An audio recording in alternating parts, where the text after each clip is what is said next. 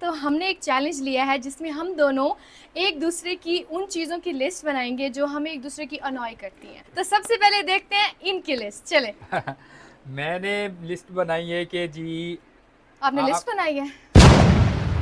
हाँ आपने तो कहा था कि लिस्ट बनानी है, तो लिस्ट नहीं बनानी थी क्या? लिस्ट बनानी थी। हाँ तो मैंने फिर बनाई है ना, तो फिर गुस्सा क्यों कर रही है? आपको मुझे कहना चाहिए था कि आपसे तंग होने की लिस्ट मैं कैसे बनाऊं, जबकि मुझे आपकी कोई चीज तंग करती ही नहीं है। इंस्टेड ये रही वो लिस्ट मैंने बनाई है आपके लिए उन चीजों की जो मुझे आप में बहुत ज्यादा पसंद है। हाँ तो मैंने पसंद वाली तो बनाई हुई है, पसंद वाली तो बनाई हुई है मैंने। अच्छा, हाँ सुनो, आप मुझसे बहुत ज्यादा लड़ती हैं क्योंकि आप मुझसे बहुत ज्यादा प्यार करती हैं। देखो, प्यार जहाँ पे प्यार होता है वहां पे तो लड़ाई होगी ना, लड़ाई तो होगी ना यार। मतलब